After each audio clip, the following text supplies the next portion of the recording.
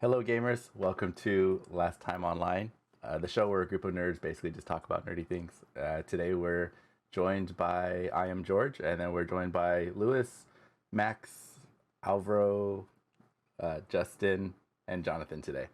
And we usually like to start this podcast off by talking about things that have been taking up our time over the last week or so. And I can start first, and I think I am the only one that plays this game, but I have been into Guild Wars 2 because the new expansion has come out, and that is probably like one of the games I've been addicted to the longest. Um, I also started Peacemaker. That show is very cool. I can go on and on about I can go on and on about that show. And I've also started Horizon Forbidden West, which I I think it's a very long game, so I am taking a break from it, and I have not finished it yet. But that is how I'm going to start my show. Who else wants to step in and talk about like what they've been doing? Oh, I'll go. Uh, Pretty much with the same as George. Been playing Horizon for a little bit. I'm sure we'll get into that a little bit later. Other than that, just finished the second season of Righteous Gemstones on HBO, which is an awesome show that people should be watching, but they don't because you're all horrible.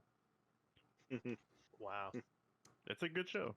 Check it out. I wish I could even say that I've only seen it like scrolling past to find like Peacemaker on The HBO. the So the, like fir- I the have. first the first season was okay, but the second season was like super solid the whole time. Okay, that's an endorsement there. It's better than the first season. Yes. If you don't like the first season, then you might not like this because it's like more of the same, but to me, better. Mhm. That's about all I've done this week. Yeah.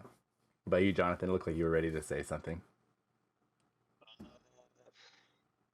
I've been working and baby mostly, but I've been really digging into the triangle strategy demo, and I have a Oh, couple from different the saves.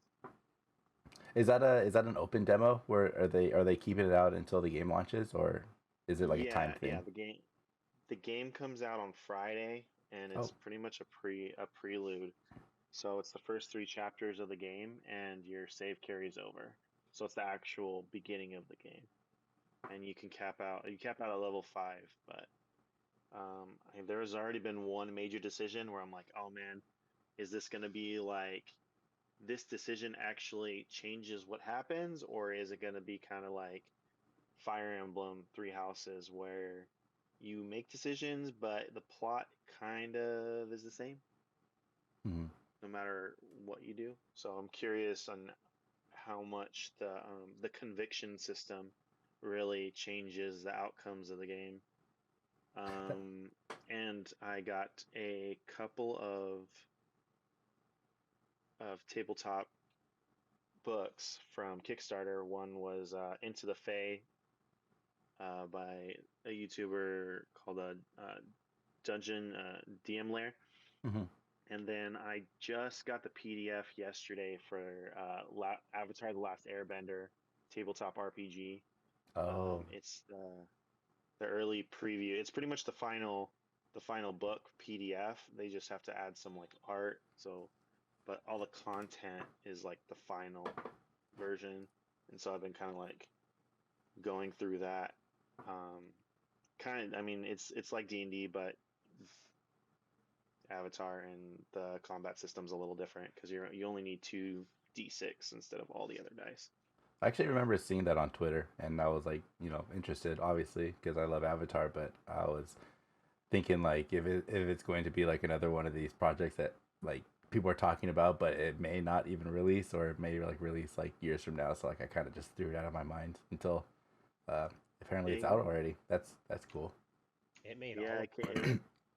went it went pretty quick. And the game, I mean, it gives you settings for not just the two shows. It's the first setting is Kyoshi, and then the second era is fucking fire. Not the Fire Lord, the dude.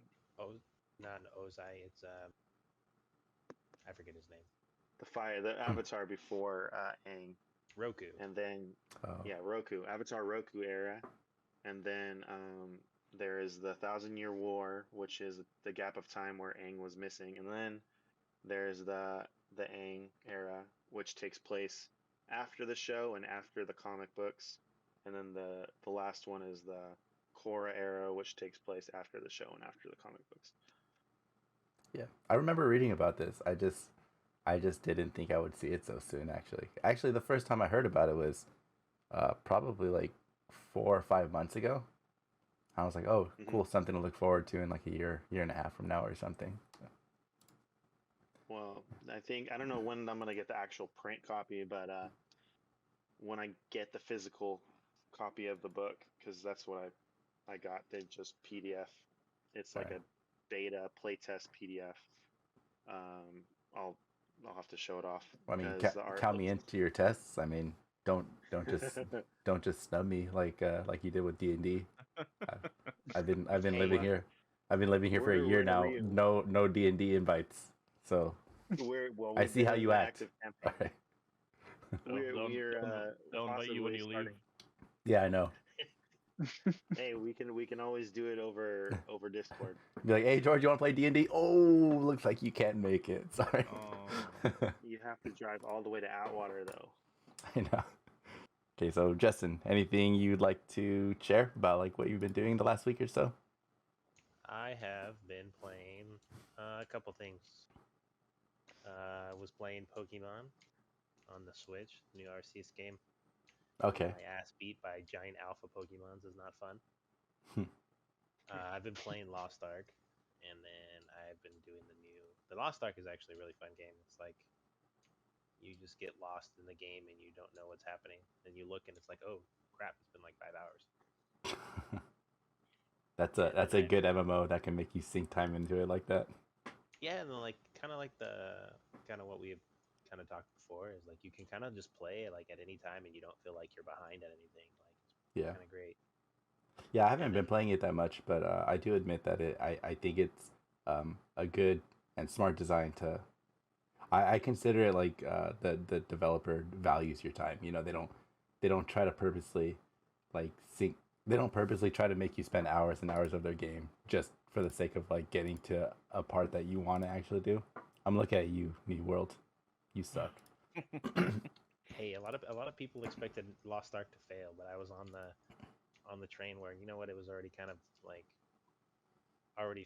founded in a different like part of the world, and it's already been playing for a couple of years. So I'm just like, you know what, I'm gonna give it a try. Worst case Yeah. scenario, I stopped playing, and that's what it was. But I've been channeling my inner Dragon Ball Z character and shooting Kamehamehas left and right. And it's free, so. Yeah, and it's free. So like you play it, you don't like it, well, you just uninstall it. That's, you know what I mean? Mm-hmm. Right. And then I have been playing the new WoW patch because it did just come out. So I have been playing that. Wow. Don't you bow me? Wow. And I think we need to have like a queued up Owen Wilson sound effect. I was just thinking that too. Why Just Alvaro the just did it? soundboard. I know. Yeah. Like this week I was playing wow. Just have it on a soundboard. Wow. Okay. Oh yeah. Sorry if I cut you off. No, I was just gonna say, but that's about it. Okay. And Alvaro, I think you have some interesting Hi, things hi. about what you've been playing. Yeah. I smashed through Horizon. It's really fun. I'd still be playing it, but Elden Ring just came out, and what little time I have, I've been devoting to it, and it's really interesting for an open world game. I don't think I've played something like this before. I know a lot of people compare it to something like what is it, Zelda, right? Breath of the Wild. Breath of the Wild, yeah. So, I mean, I didn't play that game, so I can't really make a comparison and say, you know, other than there's a big open world, you ride a horse, and you have a sword.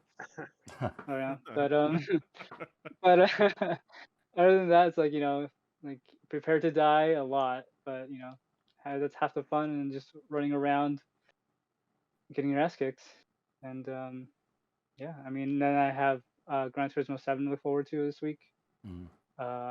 Hopefully that turns out well, and I'm sure it'll be very shiny and pretty. I'll be taking pictures in photo mode for sure. Are you a big racing game fan? Because I've played all the Gran Turismos except for like the PS3 ones. I think I didn't play 5 and 6, but I've played all the other ones. something yeah, I hear entertaining. about, like something I hear about racing games quite a bit is that like racing games probably are the first games that'll like show off like the graphic capabilities of Oh, yeah. consoles. But Yeah. the big thing is though, like there's not a whole lot of racing game fans, you know. Or I can't say that. I don't want to alienate like the racing game fans here, but I would say that like especially with like Gran Turismo, and I can't really say with certainty either. I've only played like a very old one, but I think for racing games to break into like the I guess like a bigger audience, they kind of have to appeal more to like an arcadey style, you know. Okay, yeah. Like like I know Forza Motorsport is like more like a simulation, and I know like it takes like a certain kind of person to really get into that and put a lot of hours into that kind of thing, and I think more people would like prefer like a Need for Speed type of game, you know. Yeah, that's why Forza also has Horizon, and Yeah, a lot of yeah, people Forza play that one Horizon's instead. yeah, that's the game that I look at when I think of like a racing game that tries to appeal to like a broader audience. Yeah. And I just wish the steering was more forgiving in those games. Like, what was that the last racing game that we got for PlayStation Plus? Like, was it for February or January? What Um, was it? maybe Huh? I What was don't it? remember which one it was. Dirt 5? Dirt 5? It was probably Dirt. That's the Maybe. one I'm thinking of. Yeah, I tried playing that and I kept crashing into the walls. No matter like how like if I let off the gas, if I hit the brake when I'm like every time I take a turn, it's like Yeah, Like it'd in be real I'm life. like I, like in and real life. there's no like demos to or no tutorial in the game to show you how to You drive. properly You do. drive. Well, yeah, but it's like there is a finesse to it, obviously, but Yeah. there should at least be some sort of like okay, you know, a Like little in tutorial because literally it just throws you into the game. While it's like downloading stuff, it does like the first test track and you just race on that same track over and over and over again until the game decides that it's done loading and you can actually play the whole game. it'd be nice to have like a Mario Kart mechanic, right? Where like there's invisible walls on each side of the track, and you could just hold down the gas button and it'll guide you Bumper through it. rails. Yeah. Burnout Paradise style. And slam into nothing. There you go. Yeah. No, I want another game like Burnout Paradise. Wow. Yeah. I just said that. I know. Yeah, you did. But well, you mentioned it, but I'm saying like there hasn't been another Burnout in a long time, like an actual, like they did some like smaller releases, but Hmm. all they did was remaster Burnout Paradise, and that's it. There's only one racing game we need. What's that? Split Second. Split Second. There you go. That was a Ooh. glorious racing Okay. game. I Did thought not you were play gonna that say one. a sequel to Fast and Furious. I haven't played it yet because I don't want to pay more than $10. Wow. Dang. You know, all you gotta do, just heart it, put it on your wish list on Steam, and when it drops down to $2, it'll let you know. Well, let me know. No, but Split Second is a glorious racing game. Hmm. I loved it. Disney. And it didn't get the best reviews, but it was one of the more fun racing games I've played. That was PS3 era, right? Yep. Like late Yeah. PS3. Yeah, and it's too bad Disney killed that studio. It was like if Because Michael Bay made a racing game. I have a question Imagination from there. Yeah, I know. about I'm about like Elden Ring. immediately a movie started going through my head like, oh, are we gonna make a movie out of this? They could. What's your They question? Very much could. if the cars and Transformers didn't transform, pretty Mhm. much. Yeah.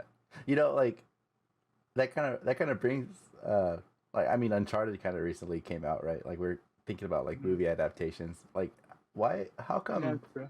How come we haven't made like movie adaptations for like racing games? I feel like that'd be like an easy way to make a movie about about a liked video Need for game, right? Speed. Nobody Need liked for Need for Speed. Oh, was that a Yeah. Need for movie? Speed.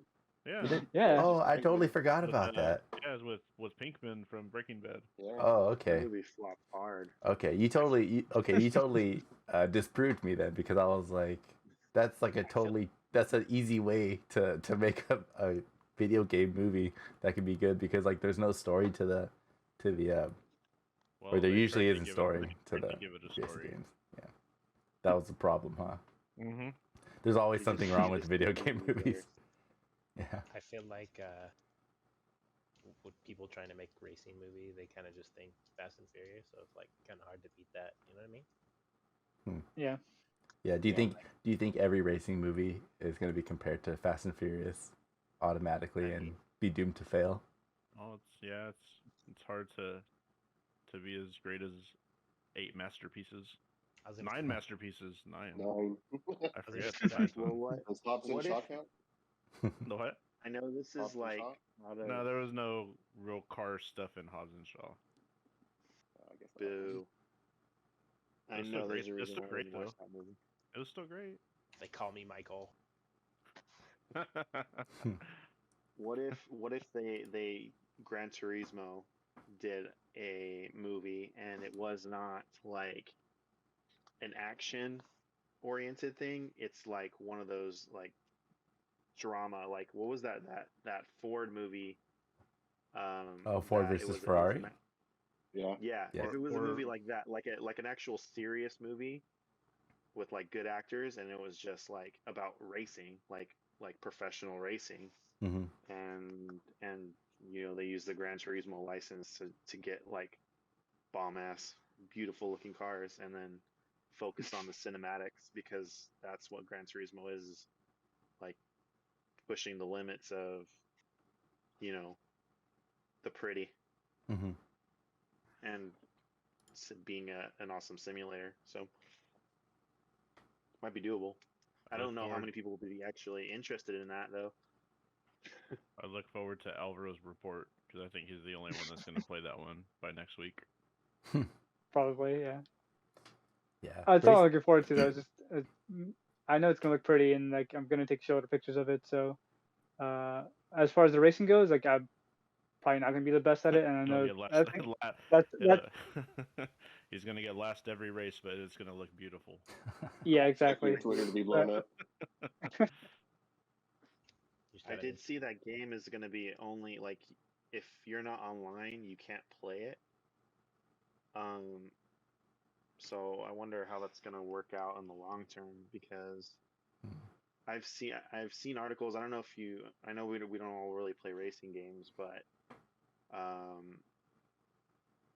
there's I guess this is just a thing that happens with racing games. They get pulled down from like eShops and pulled out of stores sooner because the licensing for the vehicles runs out, and so they have to stop selling the game, and it's so they don't have quite as long a longevity as a typical regular video game.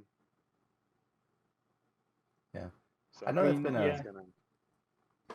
You kind of brought up like a topic that I think I've heard you say a few times, and not just you. I've heard like some people mention this how games are kind of requiring you to be online to play them.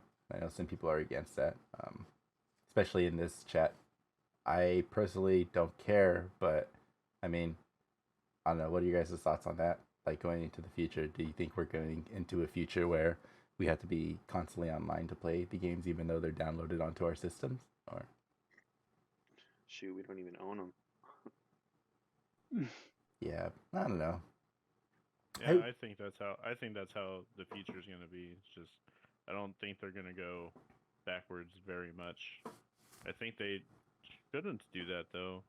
I mean, most people do have internet, but I mean there are those people who don't have it, so they should be allowed to at least play a campaign or at least like a side by couch co-op racing or something like that. Like I don't think they should have to be online. Yeah, I can agree with that too. I'm also thinking that a lot of games right now are released probably like imperfect, games. I don't know a single game recently that I've had to like play and I've been able to do it without like a day one patch or something like that. You know what I mean? Like I think most games are kind of released right now with like a day one patch kind of required almost. I think what was I think Horizon Forbidden West even had like a crazy gigabyte Yeah. like download on the first day, right? Something like that. Yeah, I put the Yeah. disc in, and I remembered why I kind of don't like modern gaming. 'Cause I was ready to play it. I was ready to play it before went to see Uncharted, and I just sat here as it downloaded I don't even remember how big the patch was, Mhm. but yeah, it's nonsense. You almost have to do it like a day in advance before you actually want to play the game. I know, yeah, for sure. Maybe they do that to promote like what's it called, the digital Digital. copy.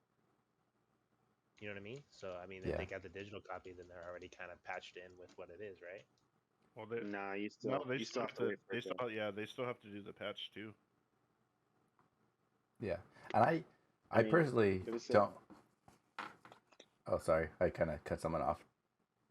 Oh, I was just gonna say it's kind of a blessing and a curse, right? Because like, you know, back in the day, you have an old game, and if it would if it went gold broken, that shit was broken, and you couldn't really do anything about it. I think I Yeah. have an old DS game that I never really played because it had a game breaking glitch where it pretty much you couldn't advance in the game if you got it, like, and it was like really common. Wow. I was just like, man, there's no point. But so now they can patch stuff after the game goes gold and it starts printing on discs. But I mean, I'm not against patches. I know that it's a thing that's always going to happen. I'm just against an immediate patch as soon as I get the game. Yeah, and also, Let the Also- game be broken for a few days. Let me play it and then fix it. yeah, but also too, like, if we're talking about discs and stuff too, I think very quickly, I think even currently, the capabilities of the new consoles pretty much seem to brag that they operate at a faster speed than probably the disc can read the game, right? Do you follow what I'm trying to say? Like PlayStation, for example, was like trying to brag that like their SSD architecture was like so fast that like it would load graphics faster or something like that, right? And Mhm. I would think that like that would require the whole game to be sitting on the SSD. So like even if you buy the disc, like it has to be kind of downloaded in full to the SSD. And with patches and everything like that, I think kind of the requirement to have that disc in the console at some point is just like an ID, like, hey, like, yeah, we have a valid ID here, now we can play it. Yeah, it's like a DRM check for sure. Yeah, which is what mean, Xbox was that's trying how- to do years ago, but everyone hated it. They're like, oh, They're- I think- they're I think ahead of their people time. still do. People still do hate it, but I mean, I think they just kind of accept it at this point. Yeah. But I mean, that's how it was with Halo Infinite, right? There was people complaining that there was actually no game on the disc. Right. yeah, I don't know. I can't relate. I have Game Pass, so I'm away. But do you own your games? Huh? He doesn't pay for games. I don't know. Do I own my games? I don't know. Like, do I? I mean, On Game yeah. Pass when you have Game Pass? I mean, no. The answer is no. But like what I was like really trying to ask myself when you asked me that question was like, do I care? And like and then like so I was trying to think to myself like, do I care that I don't own the games? I mean, technically you can if you wanted to. Like with Game Pass, I think you can buy the game for like 20% less. But yeah, at this point, I'm just getting into details that I don't think anybody wants to know about. Sounds like a pitch. But I mean, I know. I'm not Yeah, trying to you pitch even Game own the Pass. game? Are we sponsored by Game Pass and no one told me? No, we're sponsored by You all can just these. flash that Not Game yet. Pass logo over. I know. over We're giving their- them. This is free coverage for them right now. We need to cut this out. We're acting like amateurs over here. We need I mean- sponsors. Yeah, we need sponsor us, please. We need sponsors.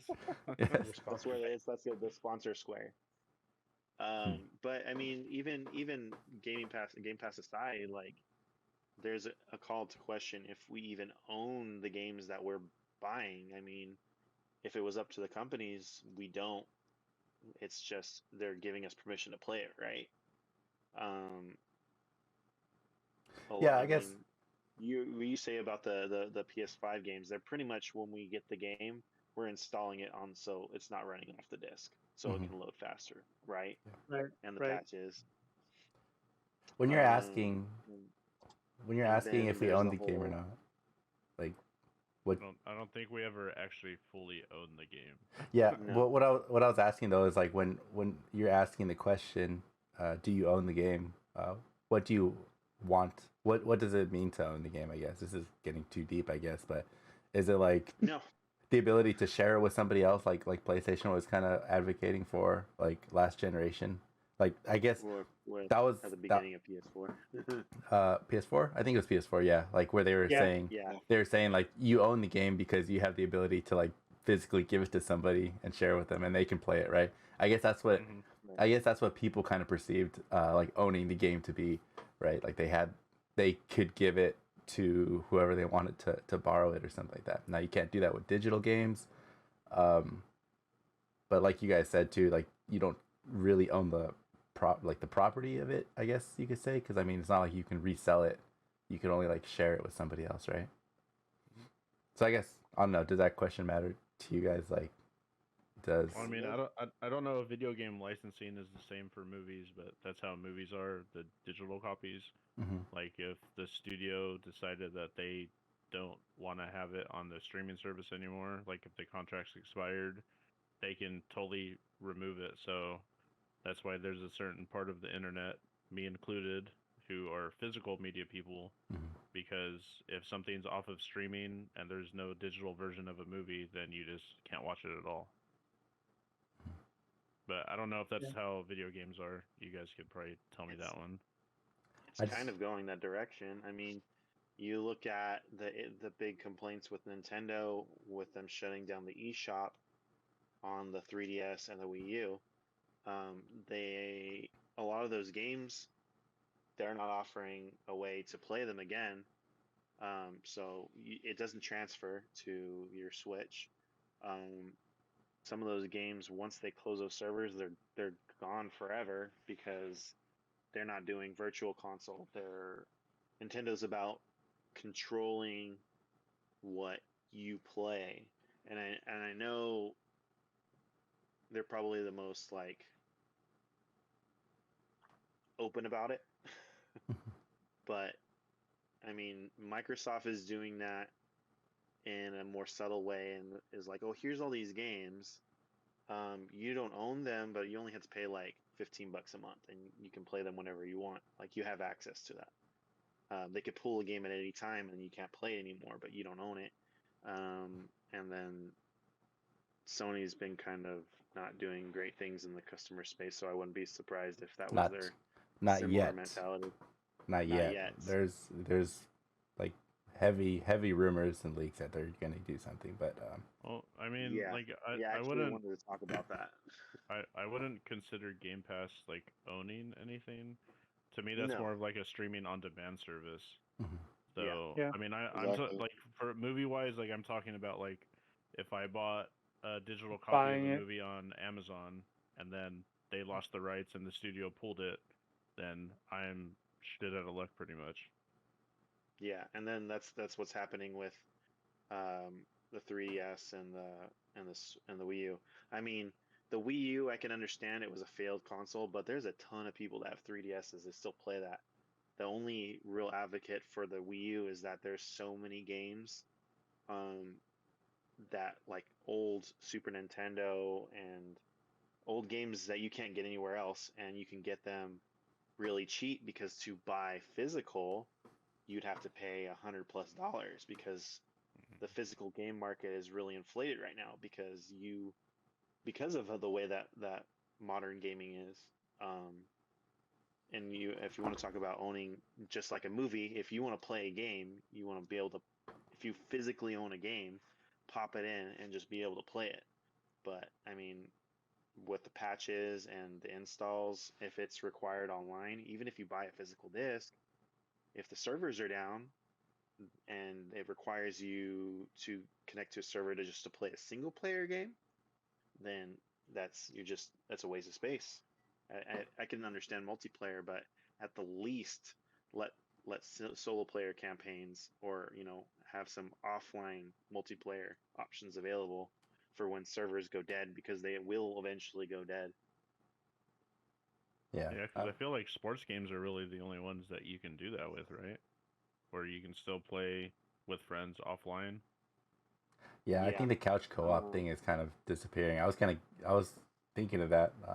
It's kind of unfortunate, but at the same time, I definitely don't do it as much as I used to when I was younger.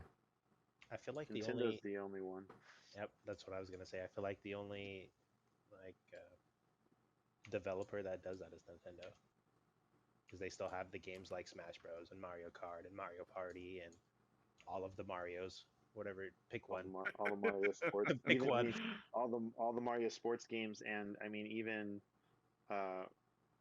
some of the more recent Mario games, you can at least do two players or four players together on one screen. It's chaotic, but you can do it. And then you get games like the cooking one.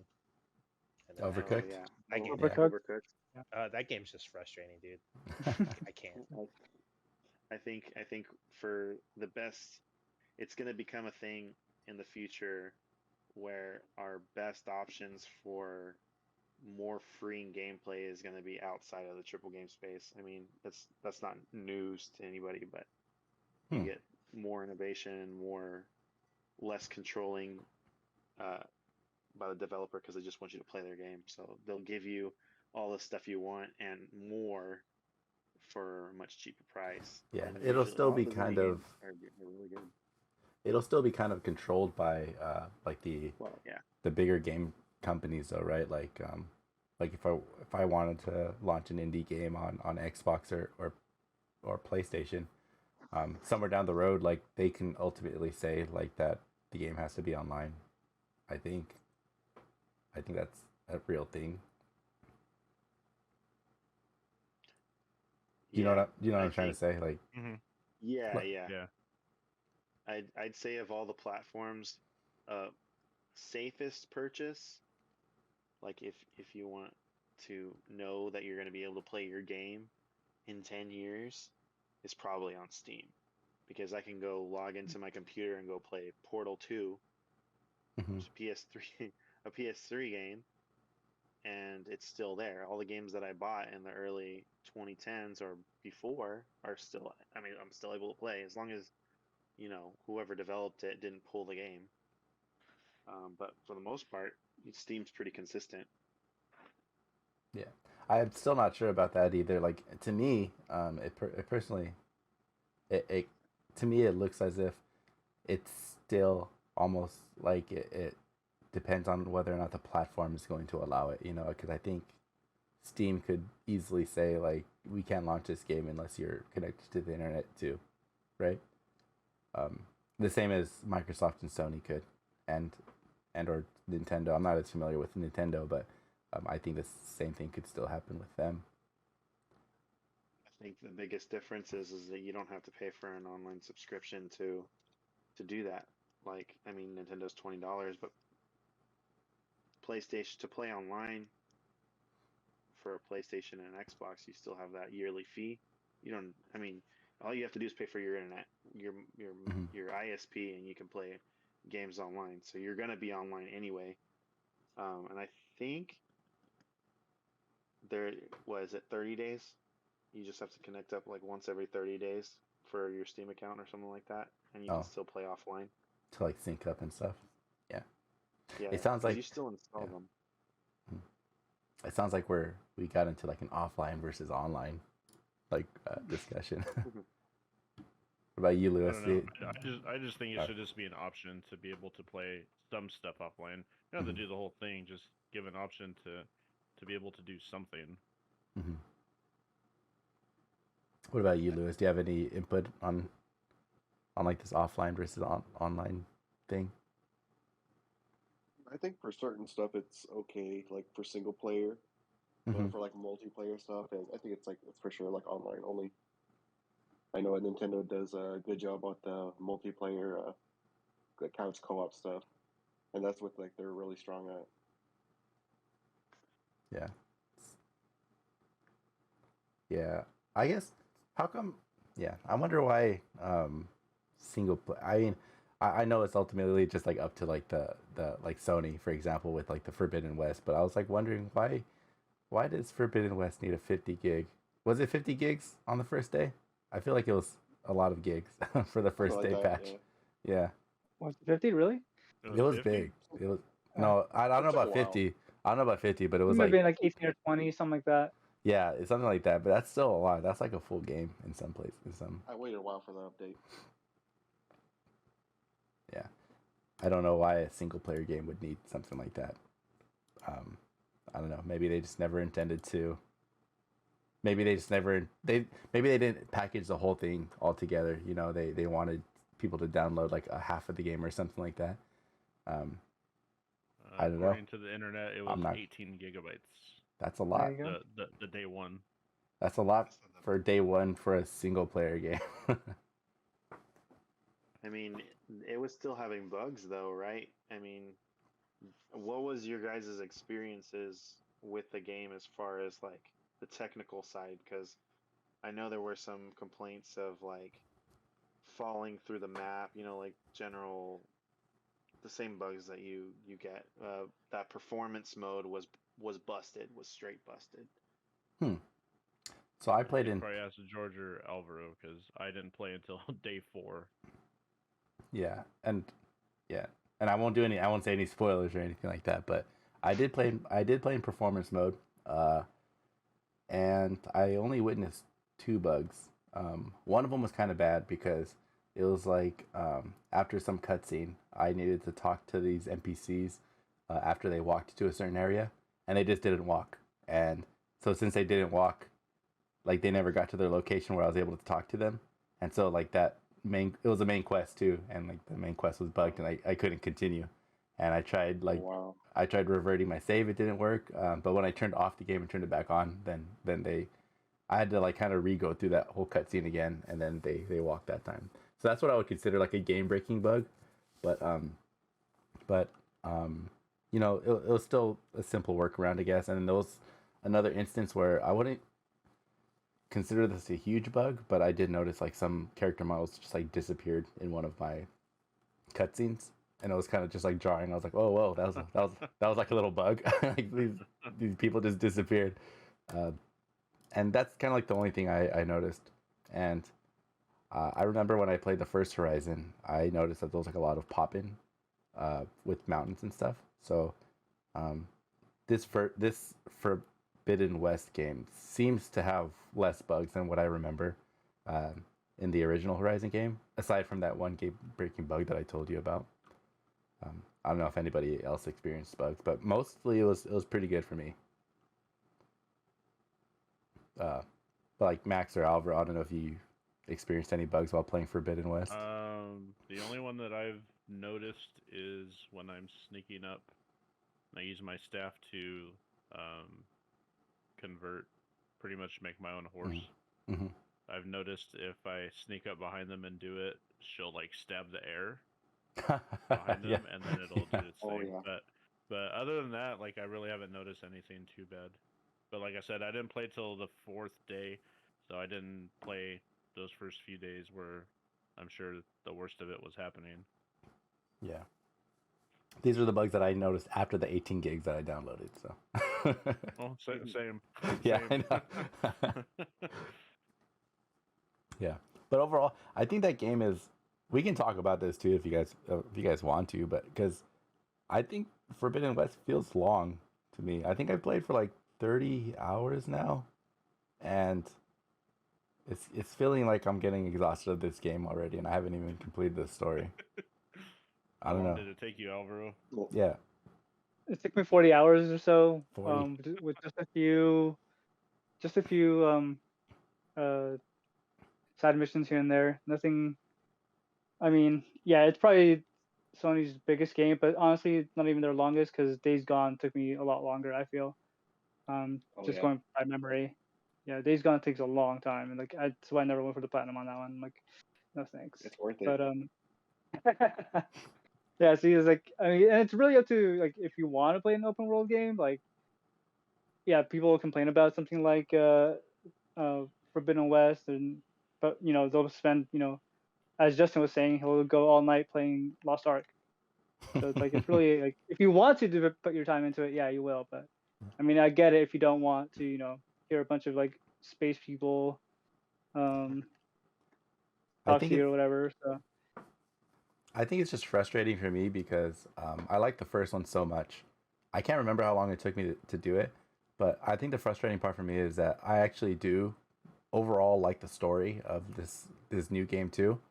Um, but I just want to get through it. You know what I mean? Like like I want I mean, you to. can't play on story. You can play on story mode. Just take it down all the way to story mode. You just Yeah, run through everything, no problem. I guess that's true too. Like, and I've done side quests. So I mean, but it's not like I don't truly believe that I could have been where I'm at like that much faster because the side quests that I've been doing, I feel like I've had to do because I fell behind in levels for the story. So I feel like the story is giving you it's like a soft time gate where they're kind of like forcing you to go do side missions so you can level up enough so you don't get crushed during the story missions. So I mean, I have done side missions, but I feel like I've been pretty focused on the story, and yeah, like 30 I mean, hours in, and I'm where I'm at right now. you said you're 30 hours. Yeah. I'm assuming you're past the gate and stuff. You're in the west. Yes, I've like the part where it splits into like the story options, the three story options. Yeah. I just completed all those splits, like all those. You did all three of them? story. Yeah, and I just finished that, and then You're almost done. That's where I'm at. You're getting there. You're getting there. Yeah, Yeah, it's you're feeling making moments. it's I feeling would say just power exhausting though. through. Yeah, like Yeah, just like if I can compare this then to I still have a long way to go. yeah, like if I can Oh, yeah, compare this to what was I gonna say? The Last of Us Part 2. So that game is really linear, right? And hmm I love the story in that game too, but that one also felt really long to me. Like to me, Last of Us 2 didn't seem that long to me. Like there's that jump in the middle where it kind of made it stretch a little bit, but once I got used to that part, it was fine after that. So there's like I'd say about an hour or two in the middle of that game where it was starting to wear on me, but then it's just like a different perspective to the story, so I was back into it. yeah. So the reason I brought it up was because I'm starting to feel like these Sony games, which I think the Sony has the best stories in video games in general right now, but I'm feeling like the stories are a little bit too long to support the gameplay. And what I mean by that is I think the gameplay gets tiring before you finish the stories in these games. You know what I mean? Like The Last of Us Part 2 had really long cutscenes, and probably like the longest cutscenes that I've seen in a video game, where you could have probably split it up, but then you would have had to add more gameplay to support that, right? And then even more gameplay would have just made the gameplay even more tiring to me. So that's where I'm at right now with these long games. Yeah, I'm only like 10 hours into the game right now, but I'm already noticing the video game story mechanic of you have to do this, but to do this, you're going to have to go get this, go get this, go get this, and then I'm just like, I don't know. I'll still play. Like I like them. I like the characters. I think it's a cool story. But yeah, like I got to the point where it's like I know what I have to do, but in order to do this, I have to go here to do this. Then I have to go here to do this. It just seems like it's just already stretching itself out a little bit. Yeah, but I'll keep going because I feel fun. I'm exactly. I think I know where you're at. There was a point in the game where I was thinking the exact same thing as you are. What you just said. Like as soon as the character said go, you have to like get all of these things. I kind of just went, oh. But it is a fun game, so I will keep going. Yeah, that's the thing. Like it's very much leaning into the Witcher 3 kind of way of doing things, especially with side quests. Like they'll have like their own arcs and stuff like that. But yeah, like I said earlier, if you're not into something like that, like if you don't care about Aloy and all her friends and all her adventures, then maybe it's not for you. And not every game is gonna be that way. Yeah, I mean it's not even the worst of the open world games. I mean, I think in those types of games you have to be willing to just explore and enjoy the world. If you're just trying to get through it, sometimes it can be a slog. But I mean, have you played Just Cause? Like, No, I stopped. yeah, Yeah, me too. like I didn't finish that one. yeah, like I can. I think I put like I tried what Just Cause. What was the most recent one? 4 or 5? I think Four? 4. Four Sounds Four. about right. I mean, like I tried 3 back in the day, and I had fun with it for a good amount of time. But it's just like it's so big, and there's so Yeah. much to do Yep. that it's too much. And the newer one is the same way, and it's like you have to go destroy shit to get like it's like Any oh progress? god, Yeah. oh my god, Yeah. yeah. That's why I never So touched the newer Assassin's Creeds or the new Far Cry. yeah, I'm like, I just know it's like a map with like all these little icons, and you want to clear them. It's gonna take you I can't even. 200 plus hours. Like, I'm not gonna do that. Jonathan Yeah, cries I on the can't. inside when he sees all those icons. I can't even with Ubisoft anymore. Like their games, like I played the last Assassin's Creed I played was Assassin's Creed Origins, which was a really good game, but it just felt like I felt like how I felt when I played Assassin's Creed, the original, the first one, where it was like the world was really detailed, but it was just like boring. Origins is much better than the original Assassin's Creed, but I still had like times because they made all of Egypt, and I'm just like, Yeah. oh my god. You know, coming from like an app development background too, for myself, I feel like games are starting to like adopt the mentality that they need to like keep their users on their game for as long as possible, right? Yeah. Engagement. Engagement, right? Like TikTok has to, you know, they want to keep their like videos short because it can become addictive, right? To be able to consume like so much information in so little time, right? And like that's what's addicting to people. It's like almost like gamifying like an app, but games are getting even better at it too, like at their own game because like with these open world games, they can put like something like in my other games we call it like squirreling, right? Where like something catches your attention.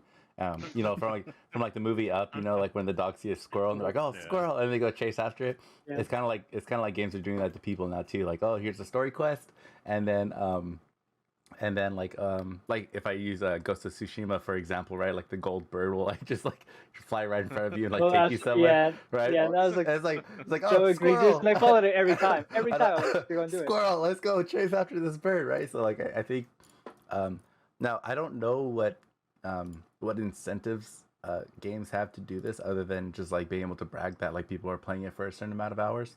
But I feel like that's a direction that a lot of games are going in right now. I know I can understand with mobile games, right? Because they have ads in their games, but I don't know about like these AAA games, like why they feel the need to take up so much of our time, you know, to play their game.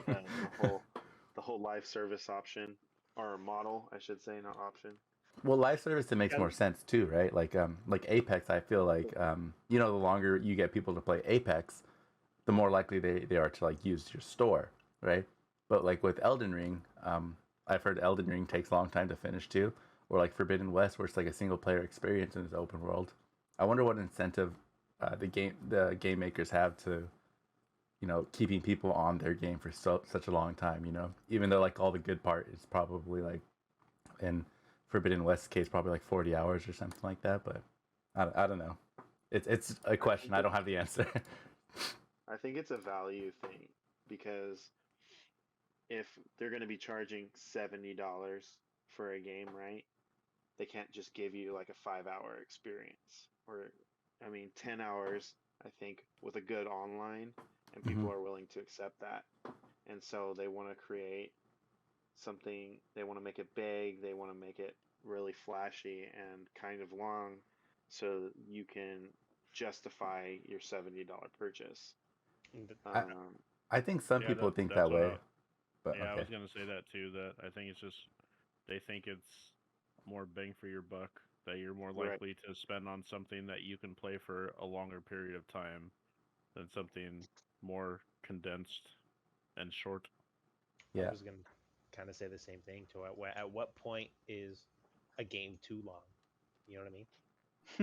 To where you're It's like, you're like, okay, Depends. like you guys are already kind of saying, oh well, I've been playing this game, and it's kind of like it's only 40 hours and it's dragging on. But like Elden Ring's supposed to be like what 80, 86, 90 hours, right? from Yeah. what I heard, So yeah. like yeah, so like at what Like, point where you're like, well, man, you know what I mean? and it depends on the how fun the game loop is, right? I mean, Yeah. I have games on my DS, and when I mean, we all had more free time when we were kids, but like Final Fantasy Tactics Advance 2, I have over 100 hours poured into that game, and a lot of the other Pokemon games, same thing. Like, if the game loop is fun, then you're gonna want to put the time into it.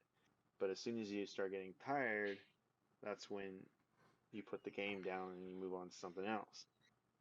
But I mean, everybody has different personality types. They can get addicted to games, and they're just there's always some people that pour all of their effort into a single game instead of divvying it up between a bunch of different stuff. Yeah. I can see that. I see the argument for that. Like you want to get like the best value time wise out of the game, right? Like it's a matter of time spent on a game per dollar, I guess you could say, right? But I think there is an argument for like shorter games, in my opinion. Like one of the best games that I played in the last few years, I think I played it like a year and a half ago or something like that, was Hellblade. That game was 8 hours long, a linear game, and I thought that was a great game. How much did you pay for that game? Game Pass, but Okay. There Okay. you go. So like me and Yeah, Jonathan kind that's of had the this thing. conversation the other day where it's like we were kind of talking about like game length and we're like, well, you can't justify spending like $70 on a game like example for like Kirby. Most Kirby games you can beat in like 3 or 4 hours. It's Mhm. just Yeah. because they're just that easy and they're just fun and they're just that easy because they're Mhm. meant for like, you know. But are you gonna justify spending like $60 on a game you beat in 4 hours? You know? Yeah. like And see, like Kirby's difficulty scale is all over the place. Sometimes it's stupid difficult, like the older ones, and sometimes you just breeze through it. There's no in between on those things. That's just kind of how I see it. Like I get like games are like long, and then like oh yeah, I'm gonna put like 100 hours in it. But like it's something I like. I guess don't enjoy playing for very much for very long. Then yeah, I get. yeah. So is that the Understand. metric? Is that the metric though that game companies should use though, like to justify their game being a certain amount of money, right? Should it be like the time played that they use as their metric, or should it be like? I mean, obviously it I think has it's a something to little do bit, with right? the time, but I would argue that it should be more like it should be the metric should be leaned a little bit more towards like just being fun, right? And like a good story and stuff like that, right? feel Yeah, like but I mean, it kind of goes back to what Jonathan was saying. Like, some people find that stuff fun. Like, I f- to put time and to do everything in an open world game. There's people who like to do that. Like, I don't think there is a concrete answer on how long a game should be, because everyone's tastes vary. People like Mm-hmm. different things. So there's always going to be people who like shorter games, like me. There's going to be people who like longer games. I have a question that kind of pertains. Uh, who here played Skyrim? Nope. I did. No, Never nobody. I finished played it. hours of it, but never beaten it. Never finished it. Yep. Never No. finished it. I think we played like 40 hours Because of it. that's a game where people literally put hundreds of hours into it. And Yep. so, like, that's Yeah. a good example of, I mean, a lot of people like Skyrim and how big it is and how much there is to do. It's still around. But yeah, I mean, I tried it. Just too much. There's too much. But Yeah. and also, I think the gameplay loop and the design of the game. I think this is kind of like a habit I've gotten into since I've got a DS, where Nintendo designs their mobile games in a way where you can play them in chunks. And so, you know, you're playing and then you have to go do something else. You close the clamshell and you go do something, you come back to it. So you don't have to worry about, it doesn't feel like you're putting a ton of time into it when you're just playing in chunks. Mm-hmm. And a lot of the DS and the 3DS games are like that. Switch still kind of has that feel, though the games aren't. They're really big. They're less chunk, but the fact that I kind of lean towards my Switch because even if I'm playing a game like Triangle Strategy, which I've only played the demo and I think I've already put something close to 20 hours into it. Maybe it's probably 15 into just the demo. And you haven't put one penny into it yet as a deal. Are you buying that on Friday? Picking that up, or are you waiting for a sale? I really want to, but it's not even.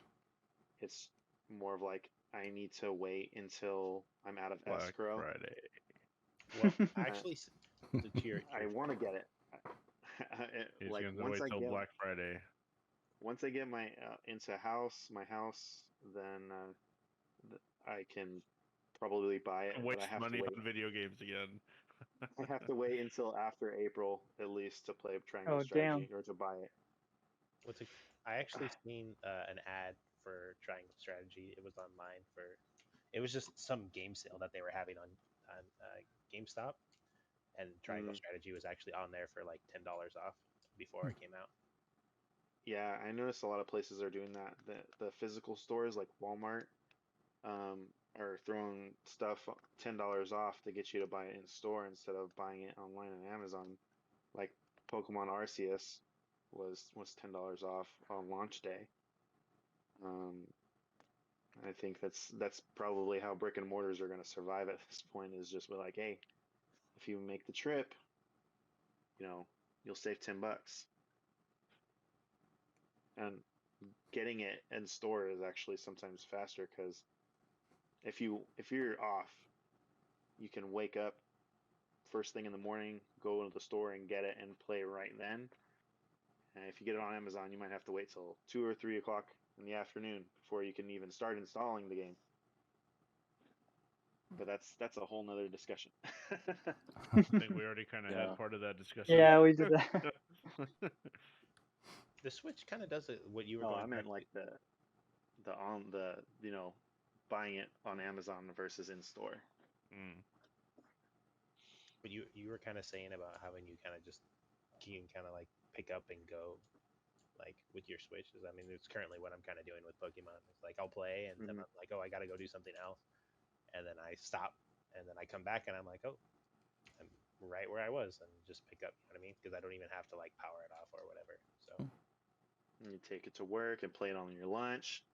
Go sit on the toilet and get a 20-minute game session.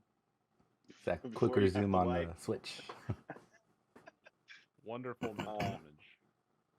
Hey, and you could play it in the car too. And I think is this something that me and Justin used to do all the time as kids. So I think that's why I've always like leaned towards mobile gaming over console. I mean, I still like playing on console. Don't get me wrong. It's just it's hard to get the time and not be bothered while sitting at home and sit down and play a game as opposed to if I'm not driving, I could sit in the passenger seat and play for an hour on a long car drive. Or if I'm at work on a break. So you need to get one of those Teslas with the autopilot and start playing your Switch in the driver's seat. Oh, man. Hell yeah. You can even play games on the Tesla screen. I'm such a noob. I'm like giving free advertisements to all these companies and stuff.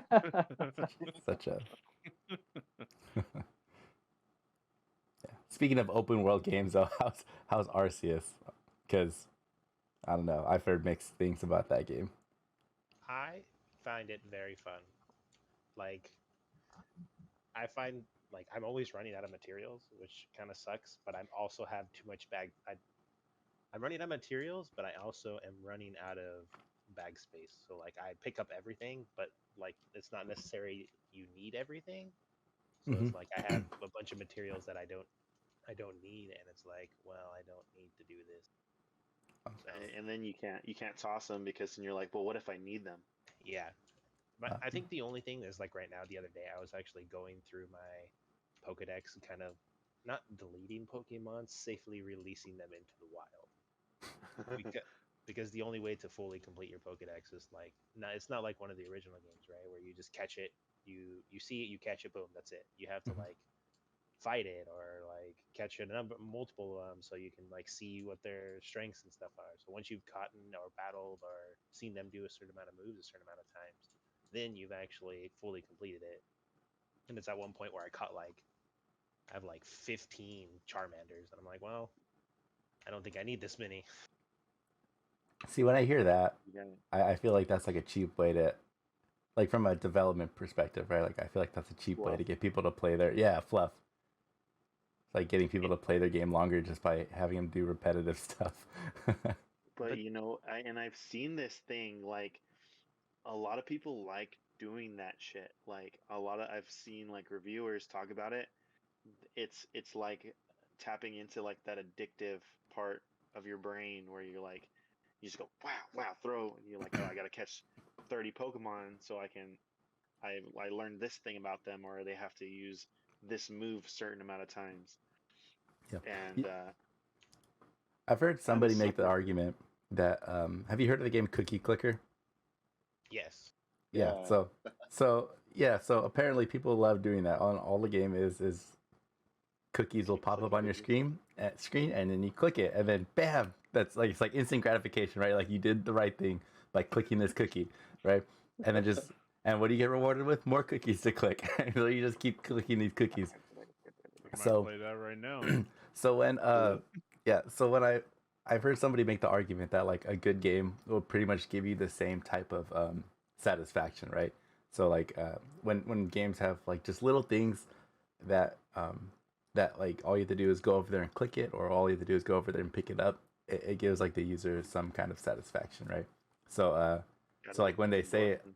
yeah, so when a game successfully like taps into that like addictive gameplay kind of style, like he'll like take a picture of like the cookie clicker logo and like the game that he's comparing it to, like Guild Wars 2, for example, like the game that I play. He's like, what's the difference between these two pictures right here, right? Like, tell me the difference between Guild Wars 2 and Cookie Clicker. It's the same game. Because all you have to do is go around and $5. Never mind.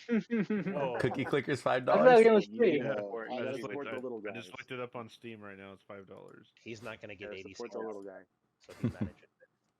I love the upgrade games. Like I used to play like this flash game where you were like a little elephant, and like the whole thing was like there was to get achievements, and like as you got achievements you would get points and you would upgrade like the interface, and like the gameplay would like upgrade.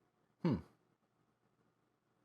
But just like I think trophies and achievements are one of those things that we talked about that developers use to get people to stay in their game longer, right? Yeah. And it taps into that other addictive uh gotta get everything Yeah. I mentality. think I would say that like trophies and achievements are a little bit different. I feel like those are a good thing that were added to like the game space. Oh no, definitely. Because like on one hand, like yeah, you can make it so people just like grind and stuff. Like you get this trophy once you've fallen for a billion miles or something like that, right? So people will just get on top of houses and just try to keep falling or something. There's that type of achievement that I guess is kind of weird, and it kind of triggers that addictive gameplay kind of stuff. On the other hand, I think achievements and trophies could be used to reward people to do more exploration type of stuff, right? Like maybe not a lot of people go and experience this cave, right? Mhm. Like because it's not part of the main story, but at the same time, maybe there's like a developer out there that put a lot of time into making this little side story for this little cave that not a lot of people see, and there's an achievement for that. And in that case, I think totally it's a totally cool thing that was added to the game industry. History. To go back to the cookie thing real quick, I'm on the Steam page. There's a Yes. review Uh, for this game. I have to read it. It just says, "I click cookie, serotonin go brr." Spot on. 5 stars. Yeah. he understands. He understands the game for sure. He fully understands. Sorry, I didn't mean to backtrack to the cookie game, Yeah. but it made me laugh. No, I think it's relevant though, because yeah, we were talking about like, yeah, To kind of go back to like the whole Pokemon thing, where kind of agree like, hey, if it's something you kind of do enjoy, like Mhm. you kind of get lost into it, right? Mhm. Because like I was telling Jonathan that I've played, I don't know, probably like 20. I have like maybe like 20 to 30 hours into it, and I'm not even very far. Like, cause I'm just sitting there like, ooh, there's a Pokemon right here. And then I explore where I shouldn't be explored, and then I get hyper beamed by a level 60 Alakazam. I'm squirrel, like, and then bam. And then it's like, you should not be here. And then you just get wrecked. And then I'm like, well, this is what I get for exploring. Get good. That old Family Guy reference with James Yep. Woods, where they trap him into the crate. Ooh, piece of candy. Ooh, piece of candy. Ooh, Hey, piece of candy. That's what happened, man. I was like, ooh, there's a Mr. Mime. Ooh, there's a Mr. Mime Jr. Oh, Alakazam. Oh, not good. And then I I'm like, understood some of what you just said. Mr. Mime or Alakazam? Those words I didn't get. I understood everything else. Ah, okay, yeah. No, it's kind of the same thing. I feel like you try to explore and then you kind of get Yeah. not good. But from what I've heard, Elden Ring is kind of the same, because I actually have some Yeah. friends that I play WoW with that who are like, they play it and they stream it, and there's one guy who was playing and wasn't where he should be, and then he got like 2-shot by something, some like sand. One shot mobster. if you're talking. Yeah, he got This like trip- by some like some sand mobster that looked like octopus with feet and tentacles. It's the weird. land octopus. Yeah, it was so weird. I was- Those Twitch streams are hilarious because it's like all these dudes playing the game. They're on the exact same spot, and it's just death.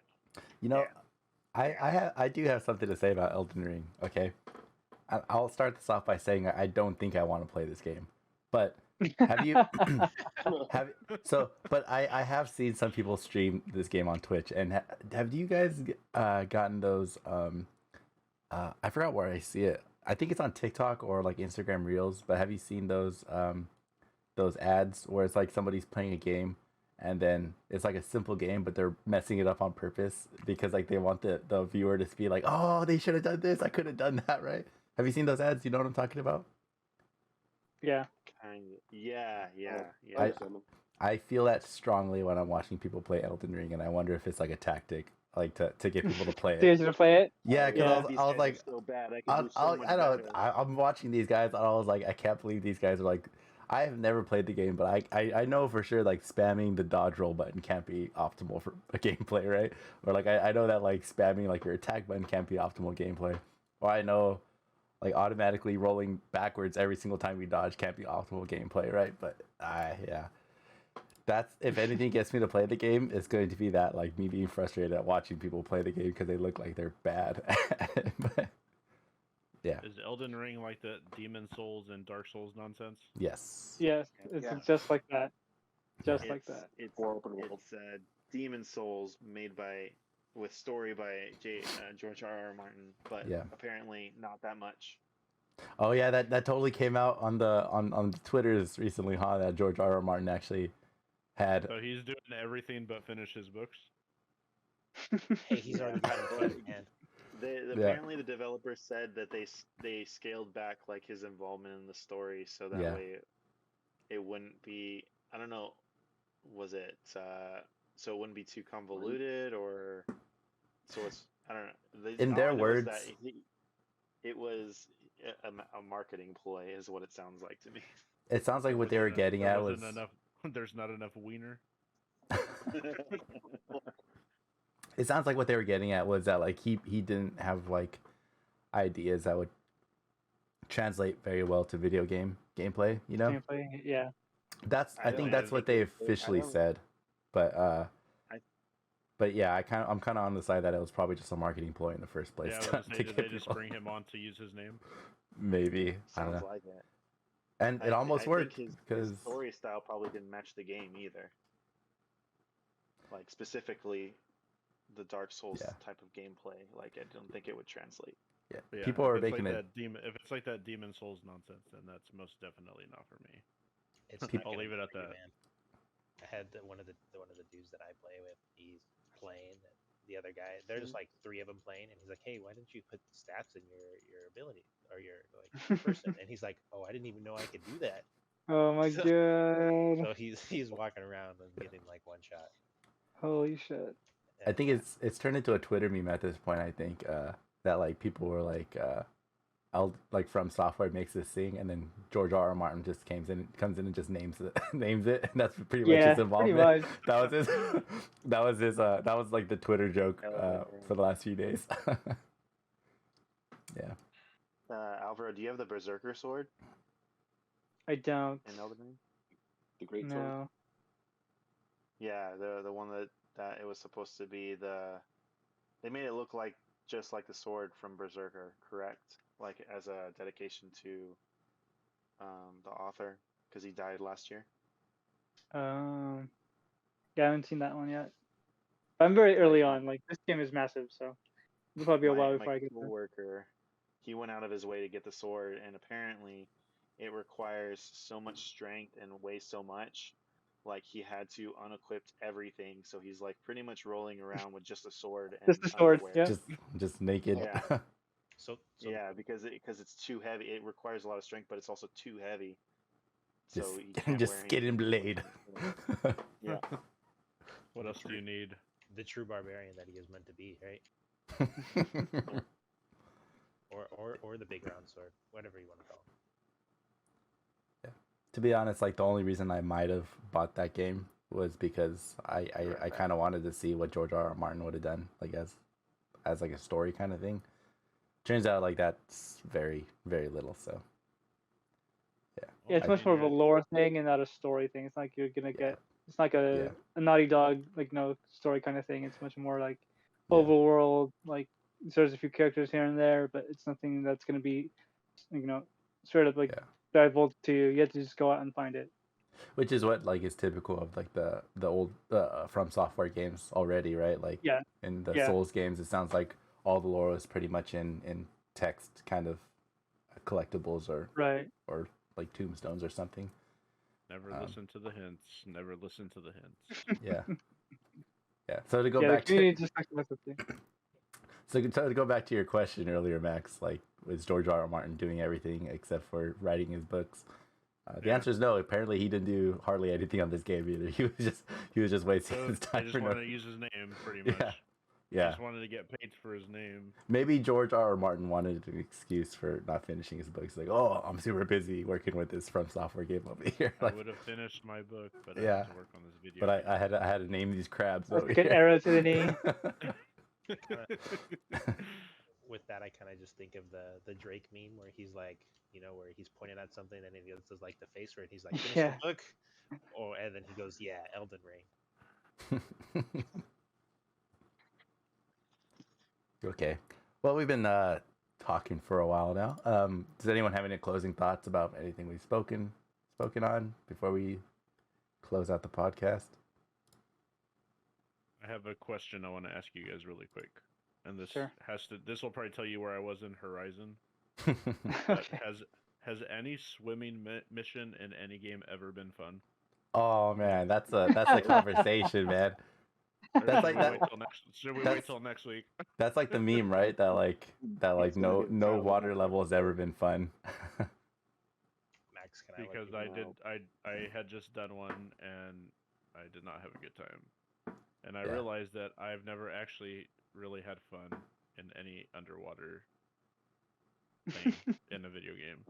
Even Yeah. going back to Mario. I think that's a meme, Let's- right? Like, Let's bring out the water temple. Matthew. It's not even a meme. It's just truth. yeah, Like let Max. Let's introduce you to the Water Temple in Orcana of Time. No, okay.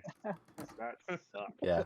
So yeah, I remember when they showed this game, like when they first had the gameplay trailer for this when they were doing some underwater stuff. Like, so since Yeah. everyone saw water, people were like, "Is this going to be the game that makes like water levels fun?" And my very first water level in this game, I was like, "Nope, it's not fun. It's not." Well, that'll show you how much I don't pay attention to Yeah. gaming stuff on Yeah. the internet because I didn't know that that was even a thing that people complained about. I think I know where you are in the game now too. There's Well, like an inherent anxiety that water levels give, I think. I feel like because Yeah. water levels are kind of so hard to balance, like you know what I mean? Like True, you get Like, into like full right. 3D space, right? yeah, I feel like Yeah. that's why it becomes too hard to make it actually fun and like a good environment to play in. It's not even just the space too, because like if you can go even back as far as Donkey Kong Country, and like that shit sucked too. Showing your age, But little guy. it's I was gonna bring up but Ninja Turtles on the NES. That's like notorious water levels. Yeah, Max knows what I'm talking about. well, I even will. yeah, even the Super Mario Brothers, the water levels, the fucking Yeah. bloopers are so annoying. But I'll- it's like the floaty physics, I think, is also what attributes to it, because you're slower, you're not moving as freely as you would like to, and so it's just like it makes control an issue. And when you don't have control of the character like you want, then it's not fun. That's a good point. Like when, like since I'm making a game right now, like one of the things I say is give the user like complete control over the character, and like when they don't have control, then it's usually not fun. You know, even in like little ways, like I would say, like in ice levels and stuff. When the user starts slipping around, that's kind of like Mm-hmm. in general not fun for the user. So, Oh yeah. I mean, it adds like another game mechanic for like some areas, but like use it use it with I don't know. At least I forgot what else. at I least, forgot the word for that. Use it with Grain I, of wow. salt. I probably should have Not a waited grain till of salt, next week but to ask the question. I feel like at least though if you ask anybody would rather play like a frozen level than a frost like a oh whole a water water level level. for Yeah. sure. Like at least with ice levels, the puzzles are more fun, I think, because it's always the same puzzle, right? You have to try and slide, and you have to like figure out the proper pathway so that way you can get out of it. Oh, Or you have to we're knock talking enemies about down. I think we're talking about different ice levels though. Like the Pokemon ice levels where you have to like basically move and then it slides you all the way across. I think those ice levels Right. are fun. But I'm thinking of like Super Mario 64. Yes, yes, Yeah, yes. that kind of ice level. It's fun as like a little gimmick, but like it just sucks like not being able to control your character. well then Oh yeah. Oh, because you're like hovering. Well, Yeah. I mean, it's weird because you talk about different environments, right? So like when you're on ground, you have the most control, and I think when you take it and underwater or in the air or into extreme environments, you're like taking the control away so you can make it more difficult. I think people like air out of the if we're talking about water, fire, and ice and air, like people probably have more fun in the air just because people enjoy flying. Yeah. Well, It's I think it more kind of goes fun to back. fly than to swim. I think it goes back to them feeling like they have more freedom when they're in the air, right? Like Right. they're flying like that. Um, What- this may be a hot take, but I actually enjoy the water levels in like the 2D Mario games. It might be a hot take, but the gameplay feels Right like on. similar to like Yeah, Flappy Bird, yeah. which is like fun. So like I'm like that's kind of cool. Yeah. The water levels in the Mario games aren't that bad. I think I don't my think worst water levels is the Donkey Kong Country with all the little spiky fish, so you have to like get through the maze without hitting one of the things and killing yourself. And then Ocarina of Time, where you have to there's like 3 levels and you have to use your weight and shift around, and so I think first of all, like when you go and you talk about Donkey Kong, like after getting a Super Nintendo like Mini or whatever, and going back and realizing that game is a lot harder than I remember when I was a child. Yep. That's That all game, those games back then, dude, though. like, they Yeah. were all hard. I remember playing and I was like, how did we play this game when there was no save data? these are our that's what we, back when we were in our prime, huh? I go back. Better. We were all Yeah. just better as kids. We also had nothing else to do. No, No but even then, responsibilities. we never beat Donkey Kong Country as kids, Justin. We only made it. I think we made it past the level with the mine carts, and then you go to the trees, which I think is the third or the fourth level, and we Minecart never made it Madness? past the trees. That's about how far I made it recently when I started playing it. Because I got no, dude. Like I would get to the level right before the save point, and then I would die, and I'm like, okay, fuck this game. And then I would just like rage quit because we're spoiled with save datas now. You know what I mean? Save points and suspend points and But I say, doesn't the mini have like a rest point like that or whatever? If you play Yeah. like that, then you're not really enjoying the Oh, experience. God. I You're mean, one, you you're know, one of Oh those people. god. you go back to like Elden Ring and like they had to do that, right? Because like if you take the Dark Souls formula and you just put it in pure and then make an open world, the amounts of run back time you would have to do every time you died would be ridiculous. So it made sense in that instant to add a ton of save spots, right? Because otherwise you get to your boss, you die, Yeah. and then you're running back for an hour. And if you run into something in between then and you die, then you have to run back. And so it's just like, it's good that it can still be difficult, but be more forgiving. Because, I mean, if I got to grind a boss, I'd rather just grind the boss and not have to grind the boss and all the enemies leading up to the boss every single time I die. But going back to the water level in Forbidden West, I remember, I think I know exactly where you are, Max. And when I was doing it, I felt like it was just like too big. Like the area is just like too big for you to be swimming around. And I just remember feeling like I was in space. I was Well, like, so we can be on the same page without spoilers. Is it indoors or outdoors that you're talking about? oh, it's Water. indoors Okay. with the asterisk. Okay. Okay, yeah. Well, because I mean, there's stuff you can do when you're running around outside. You can go in the water and swim down and stuff. Mhm. But the story part that I was in involved something inside a building. Okay. But the question is, did it look pretty? Oh, that game's beautiful. Like, Yeah. but I feel like that's like a redundant thing to say now. Like everything just looks good all the time now. Usually. Yeah. That's not true. Pokemon Arceus looks Arceus terrible. is rough. It's rough. But it looks What? fun. And That game's so I fun. know it's fun, but man, it's like oof.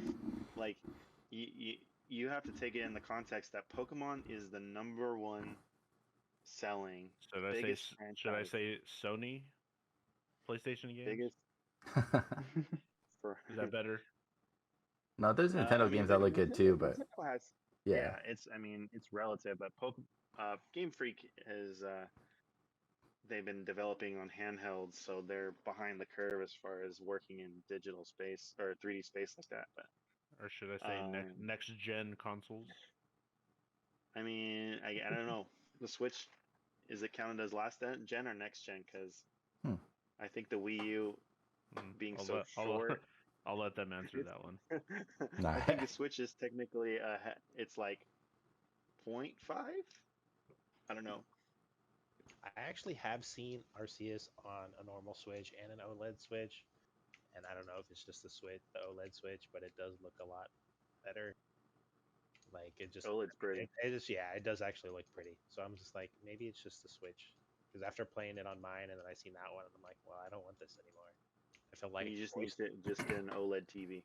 I just and feel then like boom. it's like the Toy Story when he drops Woody. I don't want to play with this anymore.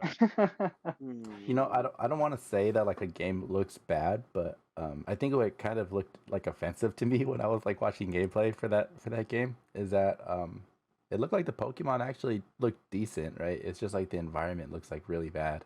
and it's almost like Yeah. it's like it's a mismatch, you know, and it makes the environment look worse, like seeing it in contrast to like the Pokemon and like some of the other models that you see around. And I think that's why it looked like offensive to me, like how So- bad it looked. I think the animations are kind of canned too. Like they're not very good, but it's hard because like I was saying, like Pokemon is the #1 franchise in the world, that most grossing out of anything. And they don't spend that money wisely. They need to get more people, more help. But at least I can say, I don't know if any of you guys seen, They were working on the new um, Pokemon games. yeah, Pokemon Violet and Pokemon Scarlet. Like it looks a lot better, like visually, than Arceus. Um, so I think this is like the first Pokemon game in a while that I'm like kind of excited for because I didn't play Sword and Shield, and I didn't get Diamond and Pearl because I have it on my DS, and they didn't really add anything to it. And I didn't get Ultra Sun and Moon, so it's probably been a good like 6 or 7 years proper since I played an actual like Pokemon game. But I like the starters. Visually, it looks a lot better, and it looks like I thought when I seen it, I was like, oh, it kind of looks like Italy, but people from your actual Europe, they're like, no, this is Spain and Portugal. This is Okay. What Sounds a like a weird, biased, what a weird we'll say. conversation. What a weird take. I don't No, know. I kept because it's like they're trying to figure out okay where this is at. So you know how when there's only like 2 minutes of trailer, every YouTuber has got to examine every frame. But I guess one of the dudes at Nintendo Life, he's like saying that some of the structures in that they've shown clips matches like actual like churches and stuff in Spain, and there's like a little deal frame where the character's walking through the bedroom and you can see like the map on the wall. Like every Pokemon game has like a map of the region, and it loosely, like if you look at it side by side with our world map, it's almost identical to the Portugal and Spain like peninsula. Plus the names of the starters are pretty Latin-esque, except for Quaxley, which is Quaxley. It's just Yeah. on the start. Quaxley. I saw the Like, Quaxley this morning too. Yeah. it's funny that you kind of say that because the dude that I have, like I said, there's some people that I raid with that they live in like Latin America or whatever, and they were talking about the new Pokemon, and he's like, well, some of those Pokemons are just, what was the fire one was like something apple, right? Fuecoco. Yeah, It's and a ghost pepper. It yeah, looks there. People are saying that it might be a fire ghost type because he looks like a pepper. and then Like his hair is the stem, and he has like Interesting. a little white thing that might be a skull. So he might evolve into like a ghost fire, like, and he looks like a ghost pepper. And then Sprigatito is the I guess means like part of it means small cat in Spanish. yeah, and that's what I was gonna say is like that's what they were saying is, so they're thinking that it was actually kind of like Spain or whatever as well. Yeah, but it looks good. I like the star. I like all three starters. Like I usually get grass, but I want to go. I'm really digging it this time. Kind of want to go And back to the. hopefully I'll have more time at the end of the year. Hopefully, fingers crossed. Can you were kind of talking about Arceus and how like they looked like they spent more time on the Pokemon and than like the zone, right? George, Mhm. you played Lost Ark, right? Yeah. Did you notice that like they spent it when I played? It looks like they spent most of the models on your character, and the NPCs in that game look horrendous. I remember somebody mentioned that, and I'm like, I can see that. remember, Yeah. like, I remember playing like the first like couple hours, and I'm like, man, my character looks really good. And then I walked into an NPC, and I was like, oh man, what the hell? Like, Yeah. I can kind of see that though, because in that game, I feel like there wasn't much in that game that made you stick around for anything. Like I think you move so fast through that game, right? Like even the zones, you would spend like 20 minutes in a zone, and then I haven't returned to like a lot of them at all. So I don't know. That's how I felt about it. I mean, yeah. well, the map in that game is ginormous.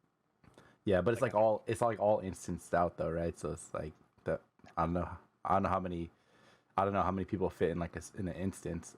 I think it's a clever way to develop the game, but it's just like you don't return to like a lot of them. You kind of just like blaze by a lot of the instances that they have. Yeah, because I remember I got the boat. Like, I don't know how far, if you actually like hit max level or whatever. Mm.